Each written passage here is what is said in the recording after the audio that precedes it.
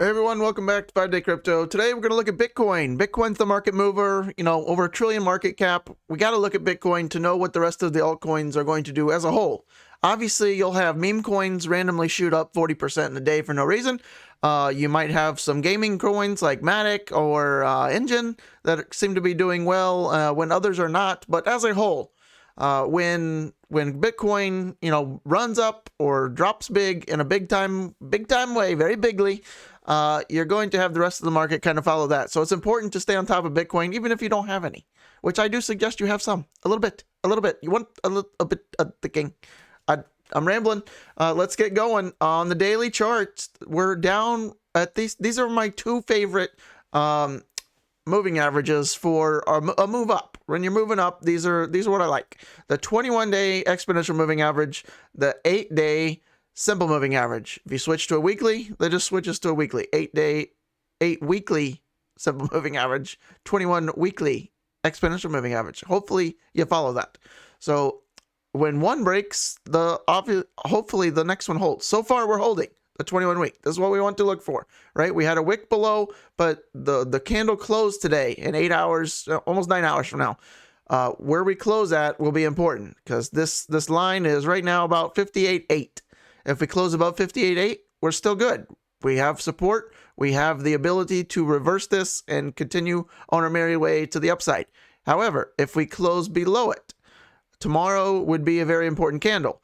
If we close below it again, that's the two closes. That would be a confirm break of this trend line. And then you got to zoom out a little bit and get to your next chart, which is on the weekly. Okay. So then the odds just improve, right? Nothing's for certain in crypto, but the odds improve that you're probably going to test your next moving average on the weekly scale, the bigger picture, around 53K, which would also coincide to kind of this wick on the top here. So somewhere around 52, 53K might be on the cards in the not so distant future if we close 2 daily candles, right? I'm not saying that we're definitely going down here. We could freaking be at 65K, in 2 days from now, okay? So you don't want to anticipate moves or try to predict what's going to happen. Just follow the charts. They'll tell you. They'll leave your breadcrumbs, okay? So let's go look at something else. Bitcoin on the Gaussian channel. Now, normally we focus on the 5-day, and I do recommend that for, the bigger moves. Why do I recommend the 5-day? Is because it has less fake outs. If you can look at this, right, you'll almost never see any coin on a 5-day Gaussian channel, you can see how there's no rhyme or reason to where these stops are. But if you put it on a 5-day, they tend to be a little bit more concrete levels. But on the daily, they can help. Why? Why am I saying that? Well, go back in history. Look at our last move up from earlier this year. So look at these wicks coming right down to the top of this channel on the daily chart. There's 3 times that Bitcoin did that pretty perfectly. Okay, so maybe we're due for that.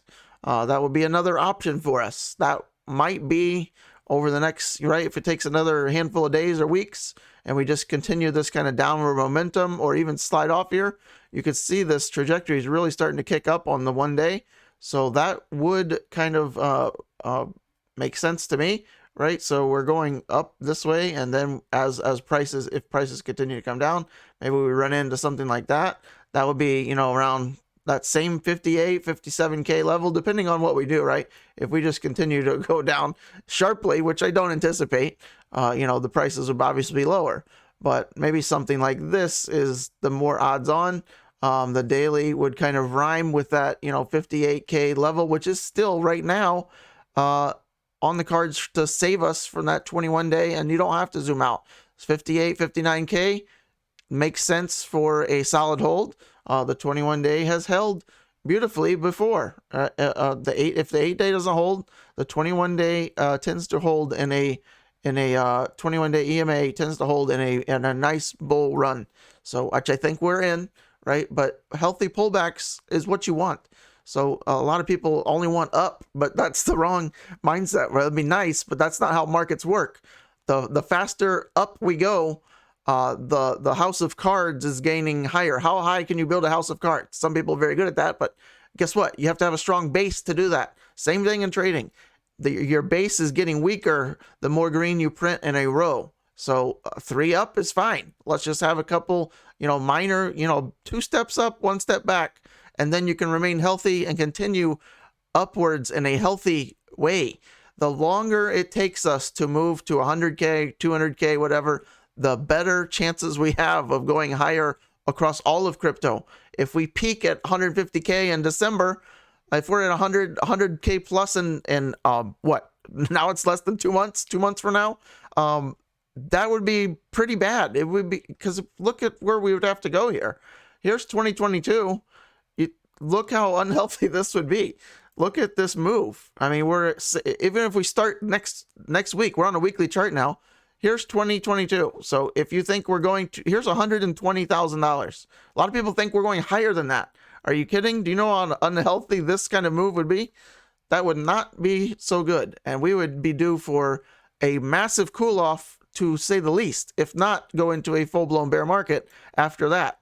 If you want to get to 100K, 120K, I would prefer something like this, right? Long and slow. That would be the ideal scenario. And drops along the way, right? This kind of move, slinky up the stairs, is ideal. Rocket ships and fireworks. I guess they could be called skyworks, right? That could be a thing. But yeah, the longer we go up, yeah, you can get some momentum, but then we don't want to have this happen again until the bear market. For me, I mean, I would like to just have 2 steps up, 1 step back, 2 steps up, 1 step back. I would like to continue that direction, and we can do that. But if we're going to go to 100K this year, that'd be bad news. So I know you would like that. Everyone would be happy for Christmas time and all that good stuff, and Santa could bring us more stuff, but no. F Santa. we're going. We need to go long, slow, and steady. We need to be the tortoise, not the hare in this case. So don't fret on these little pullbacks. I promise we're going to get many more of these. So don't sweat it, right? Just get out your Crayola yellow crayon and draw with me. So don't worry. I think we're still good. These little shakeouts are just to shake the dust off, and then we'll continue on our merry way. That's it for that. Nice, short, and sweet with a little bit of bad humor. Crypto Fear and Greed Index 73. We're still in greed. What will we do tomorrow, right, with this drop? Hopefully we hold above 70, honestly. I hope maybe we double bottom, triple bottom at 70, right? That's our low. If we print the closing whatever today and we're in the 60s, could mean a little bit more of a pullback. So watch for that. If we come back up, if we hold at 70 or higher, that'd be great. So watch that tonight. Quote of the day by Warren Buffett. And car of the day. Holy hell. Pagani Zonda. This is the Barchetta, aka haircut. No top. Or you also have the hard top, right? So what kind of amazing cars are these? So look at this. The whole car is carbon, right? But I think you can see that. It's just like they put like a minor like black purple in the clear coat, and then the carbon fiber still remains exposed. This is insane. So yeah, these are expensive, obviously like 5 mil, but you're not wasting the 5 million, right? These are art at this point. So you're making an investment, really. You're not losing $5 million. You just have to come up with the 5 mil in cash, and then you can make money on these cars. You get to this level, you get to hypercar level. It's not, the people are like, I've never spent that much money on a car. Well, you're thinking Honda Civic levels. When you get to this level and you get to very limited production number cars, they can appreciate in value quite quickly. And at worst case, you break even. You get to, basically drive a car 6 miles a year up and down your driveway 3 times a year, and you can still make money. Yeah, these are not for driving a whole lot, more of art, and I don't know, just hopefully you like. I would assume you're a pretty big car person if you're into these, but pretty interesting. I think this is Horatio Pagani's personal car, because he has the stitching in here. But the bad thing about the convertibles here, which is obviously they look awesome. It'd be awesome. The doors are regular.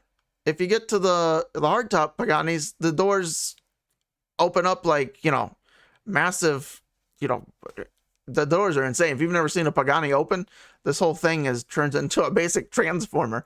The front opens one way, the back opens the other way. You have to unclip it. It's cool. If you're interested, if you're listening to this long, you're probably still a car person and you probably already know all this. So I'll stop talking. Yeah, haircut on the Barchetta, haircut on the Chase. I don't know. I'll end it there before we embarrass any further communications with one another. 10 minutes. That's the video. Stay patient. We're gonna go up. Okay, calm down. Be healthy. Crypto, Bitcoin, be healthy. You be healthy too. We'll all be healthy together and make lots of money over the next handful of months. All right. Peace out.